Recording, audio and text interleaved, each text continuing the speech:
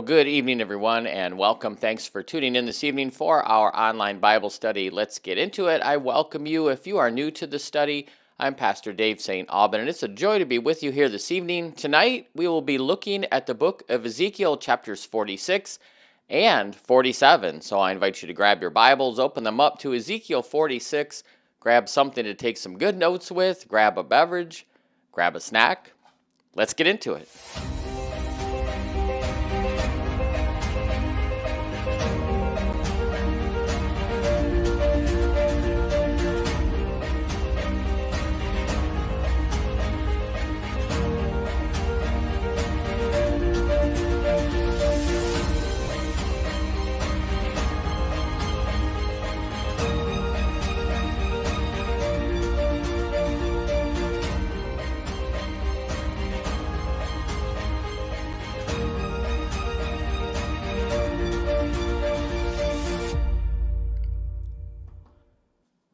Well, again, good evening and welcome, and thanks for tuning in. I do pray that your day has been going well. Pray that you had a wonderful weekend, and appreciate you being here this evening as we begin another shortened week this time, but another week of study as we journey through the Bible one chapter at a time, and we are in the penultimate study here of the book of Ezekiel.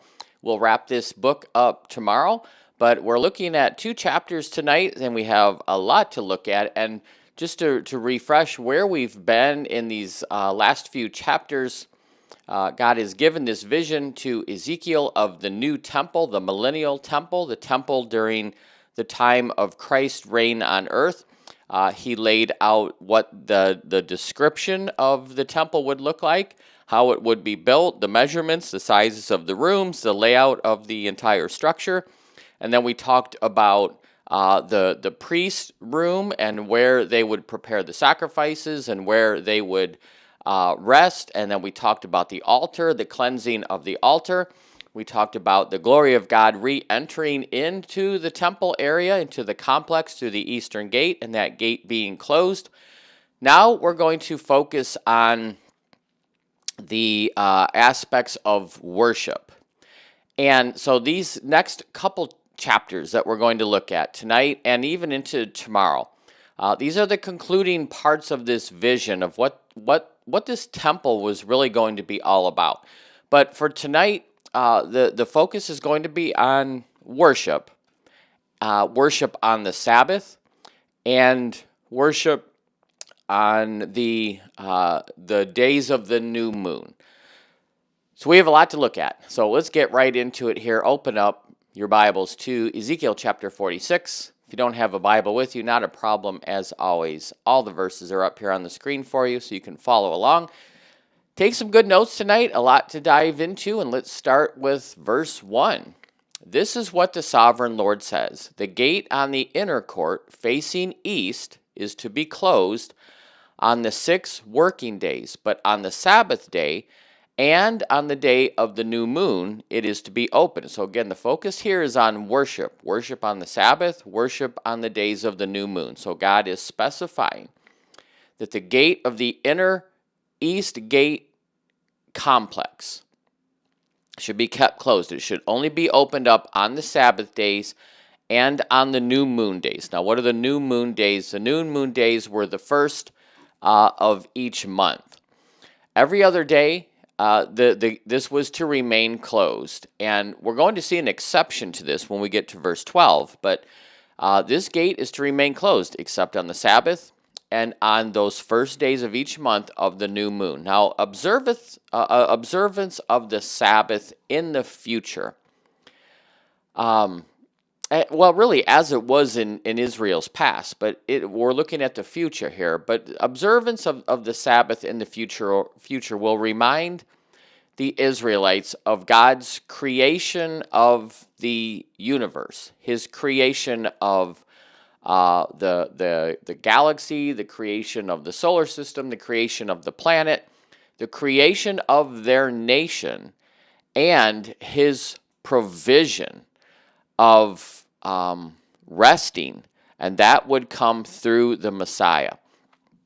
Now, the new moon or the new month, so the first of each new month, these celebrations would be periodic reminders of God's providence, God's providential control of nature, his faithful provision of people's needs, not just in the future, but as they were in the past. So there's significance here to the Sabbath and to the new moon, not just from a standpoint of past history, but in the future, this will be another reminder, a reminder of God's creation, God's sovereignty, God's providence. Verse 2.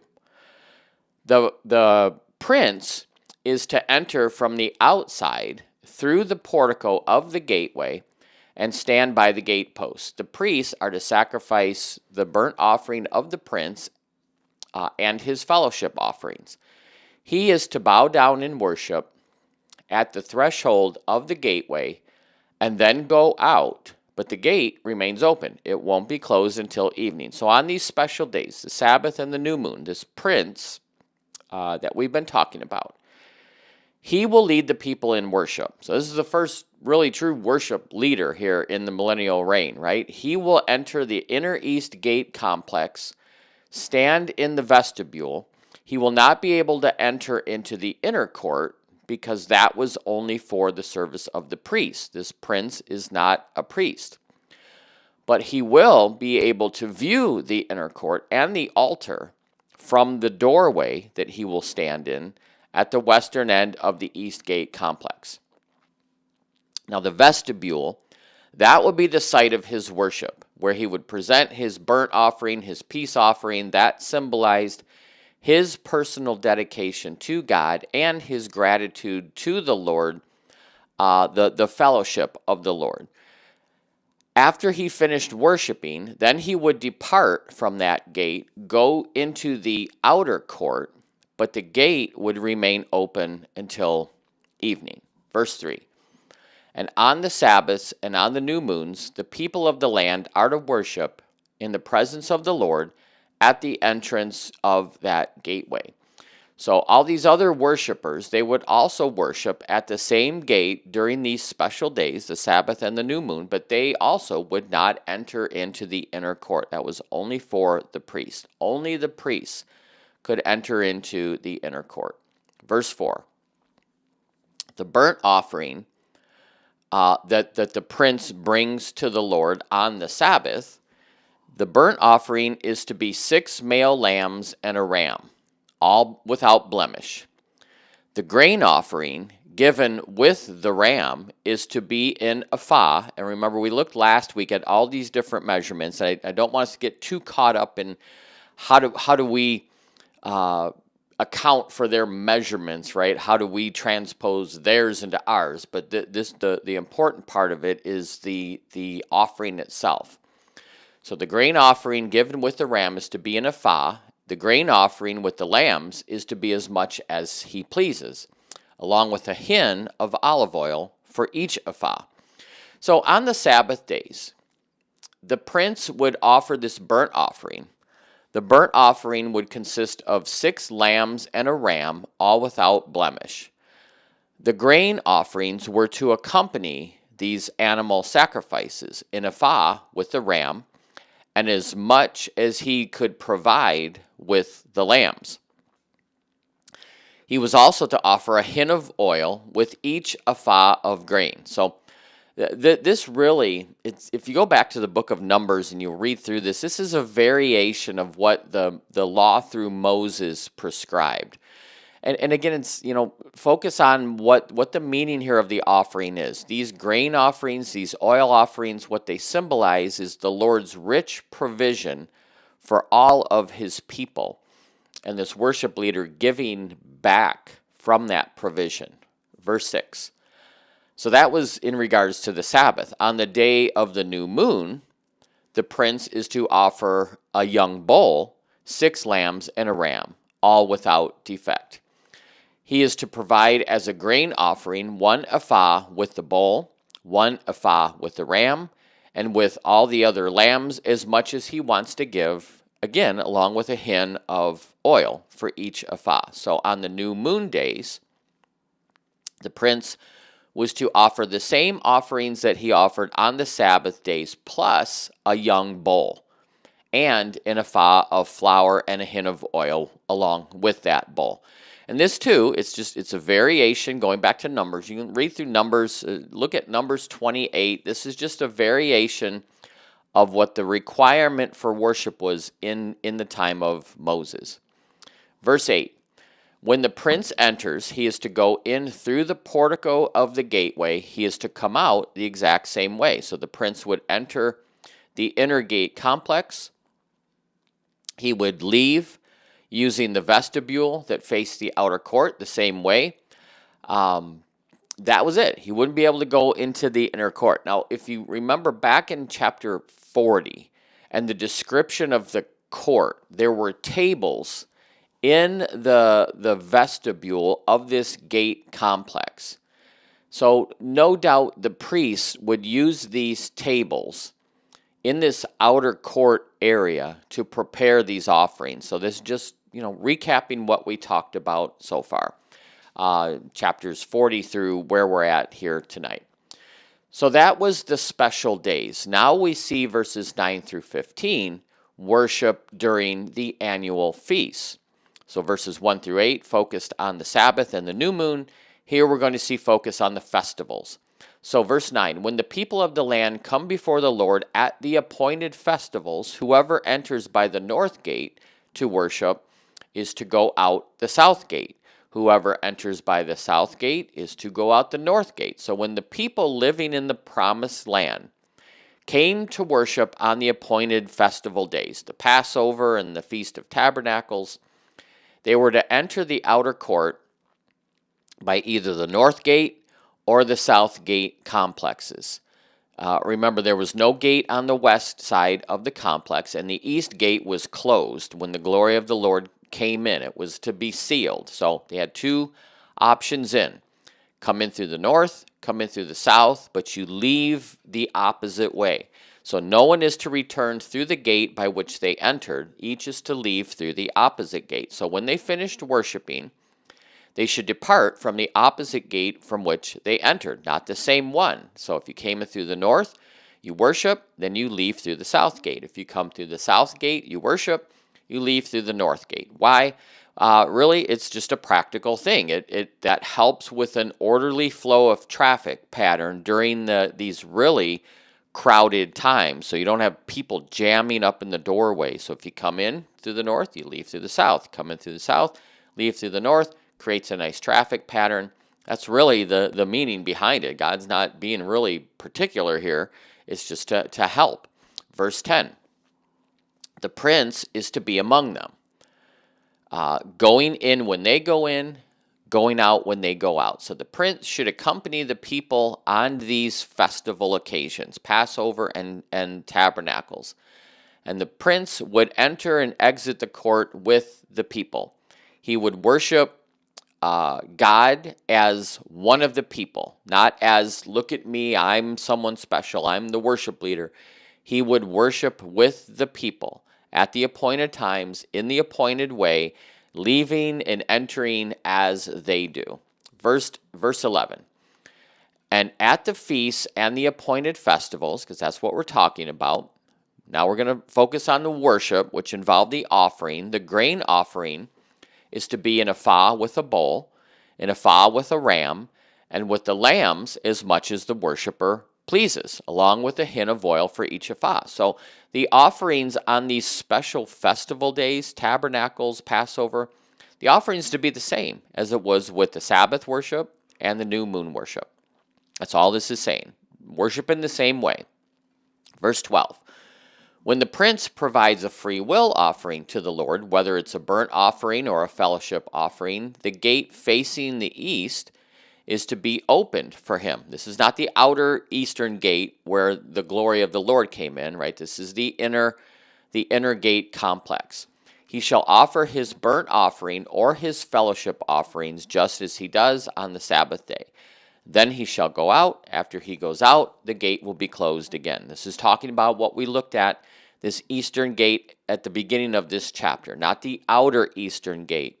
This is the inner eastern gate. It's kept closed except for the Sabbath, the new moon, and the festival worships. When those occasions arise, the prince comes in, the people worship, they enter through the north or the south, they leave out the opposite way when worship is done, the prince leaves out through the east gate, the gate is closed, and everything is completed at that point. Verse 13. Now, this is referring to the priests. Every day you are to provide a year-old lamb without defect for a burnt offering to the Lord. Morning by morning you shall provide this. You are also to provide with it morning by morning a grain offering, consisting of a sixth of an ephah with a third of a hin of oil to moisten the flour. The presenting of this grain offering to the Lord is a lasting ordinance. So the lamb and the grain offering and the oil shall all be provided morning by morning for a regular burnt offering. So now the priests, because what we just looked at was the prince, the worship leader, and the people. Now the priests were to offer a daily sacrifice to the Lord every morning. That sacrifice being a lamb, 1 year old, without any blemish. That would be the burnt offering. A sixth of a ephah of grain with a third of a hin of oil mixed into it to moisten the flour. That would accompany the burnt offering as a grain offering every day. The purpose here, most likely, is to demonstrate the daily rededication of the people to the Lord, which was the meaning of the daily burnt offering under the system under Moses, going back to the book of Numbers. So again, this is just, it's a reminder. It's a reminder type worship. Under the law of Moses, again, Numbers 28, you can read this, there was a daily morning offering and an evening sacrifice. So this is a variation of that. Now it's just to be in the morning, but this is a reminder. It's a reminder for the people.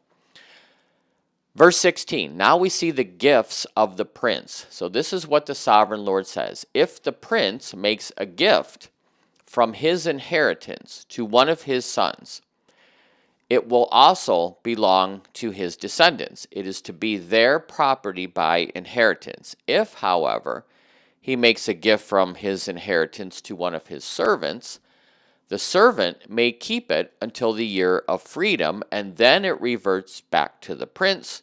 The inheritance belongs only to the sons. It is theirs. What does all that mean? Well, the prince could give a gift to any one of his sons out of his own inheritance, which the Lord has given him. Remember, we talked about the inheritance that the priest would get and that the prince would get. So this inheritance, the prince could gift it to any one of his sons. It was theirs forever. However, if the prince gave a gift such as this to one of his servants, then in the year of liberty or the year of jubilee, it would revert back to the prince. This was every 50th year, the year of jubilee, going back to the Mosaic covenant.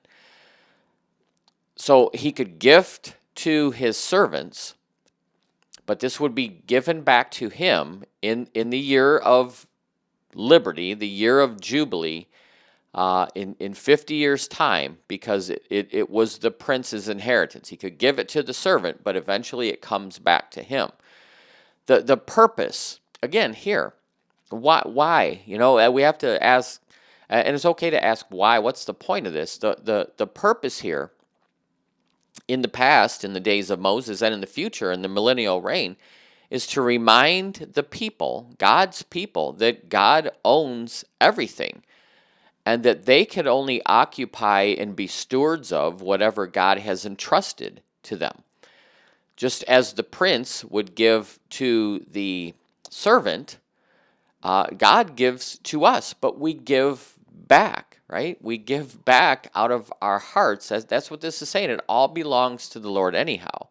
We are just stewards. We have been entrusted with it, so we are to give back. This was just a reminder for the people. Verse 18, the prince must not take any of the inheritance of the people.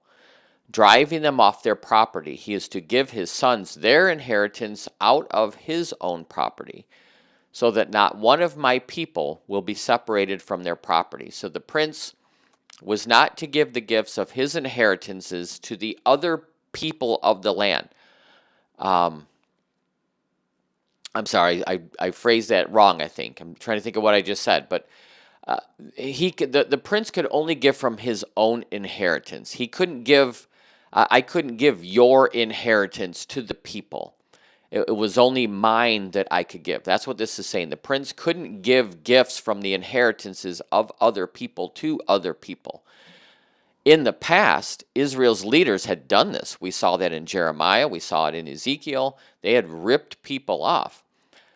They had appropriated property of other people as if it was their own. So this is countering that, saying you're not going to do that anymore. And this ordinance would also result in the prince's sons remaining in the prince's allotment of land rather than being scattered among the other tribal allotments. We're going to look at that tomorrow. Now, who's this prince? And we talked about this a few nights ago when we saw the introduction of the prince, and we said this is not the Messiah. This is not the Christ. This is not Jesus. Jesus is present here, but this is a servant of. How do we know that? Well, we looked at a couple different ways. One was sacrifice. Jesus wouldn't sacrifice to himself, but here the prince has sons. So it's clear, at least, that this isn't Messiah, because the Messiah will have no physical children. We are all the children of God. But it also seems strange that all these do's and don'ts that we are seeing here would be given to the Messiah if the prince was the Messiah. Jesus wouldn't be given this list of do's and don'ts if he was the prince. So this prince is most likely not the Christ. This is someone who has been appointed for special service by the Christ, but this is not Jesus himself. And then verses 19 through 24, we revert now back to the kitchens of the priests. So verse 19, so then the man, right, this guide, this is a vision, brought me through the entrance at the side of the gate to the sacred rooms facing north, which belonged to the priests. We looked at that in those diagrams. And he showed me a place at the western end. And he said, this is the place where the priests are to cook the guilt offering and the sin offering and bake the grain offering in order to avoid bringing them into the outer court and consecrating the people. So the Lord or Ezekiel's guide or whoever it is, because it just says then he, so we're not sure who, the man, but in this vision, Ezekiel was taken into the structure that housed the priest rooms that were beside the south inner gate complex that faced to the north. That was back in chapter 40. So you can go back and watch that study and see those diagrams of what that looked like. And remember, we saw 3-story structures in this complex. So this was apparently one of these 3-story structures where the priests would eat the sacrifices and change their clothes and prepare the meals, and that was chapter 42. At the west side of this building, there were kitchen facilities where the priests could cook or boil the guilt offering, the sin offerings, bake the grain offerings. So this was a kitchen area. They were to prepare these offerings here in this place. Why? So that they wouldn't enter into the outer court and transmit this holiness to the people. Remember, the common and the uncommon, the clean, the unclean, the holy, the unholy had to be kept separate. So that's why these sacrifices are offered in these particular places. Verse 21. And then he brought me to the outer court and led me around to its 4 corners, and I saw in each corner another court. And in the four corners of the outer court were these enclosed courts, 40 cubits long, 30 cubits wide. Each of the courts in the four corners was the same size. So this guide in this vision takes Ezekiel back out to the outer court, shows him the four corners of that outer court. In each of the four corners was a courtyard, 40 cubits by 30 cubits, 66 feet by 50 feet, all the same size. Verse 23, and around the inside of each of these four courts was a ledge of stone, with places for fire built all around under the ledge. And the man said to me, told him what this is. These are the kitchens where those who minister at the temple are to cook the sacrifices of the people. So within each one of these four structures were ledges with fireplaces underneath that created like an outdoor barbecue pit. This is a cooking area where the priests were to cook the sacrifices that the people brought to the temple.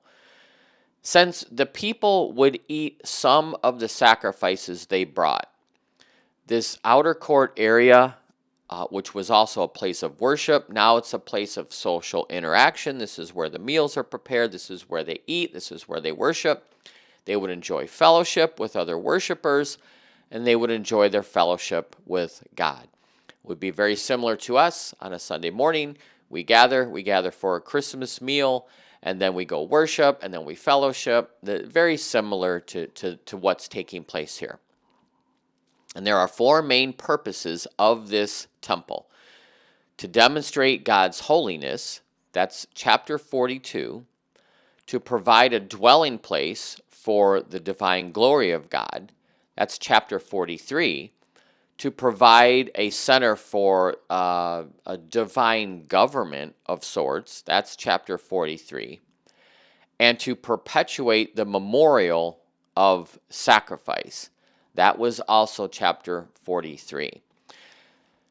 And that gives us an overview of chapter 46 and what this would look like for this worship aspect.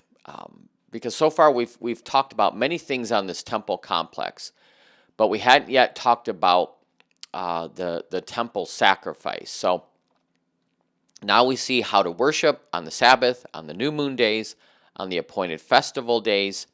And that is chapter 46 of the book of Ezekiel. We're going to break here. I think it's good to pause here. I did say we would do chapter 46 and 47, but I'm going to save 47 for tomorrow, along with 48. So we'll do those two chapters tomorrow because 47 and 48 focuses on the land. And I think it's good that we would just do those together. So we'll stop here. Tomorrow we'll conclude the book of Ezekiel. We'll look at chapter 47. We'll look at chapter 48. We'll wrap up. That will conclude our study for the week. We won't have any study on Wednesday, Christmas Eve. Thursday's Christmas Day. Friday, we will break. Our studio here will be closed. And then next Monday, we will start the book of Daniel. But thank you for being here this evening. I do pray that this has been a help to you, and I appreciate you being here. Have a wonderful rest of your evening. Stay safe, stay healthy, and I look forward to seeing you soon. Till then, take care. God bless. Bye-bye.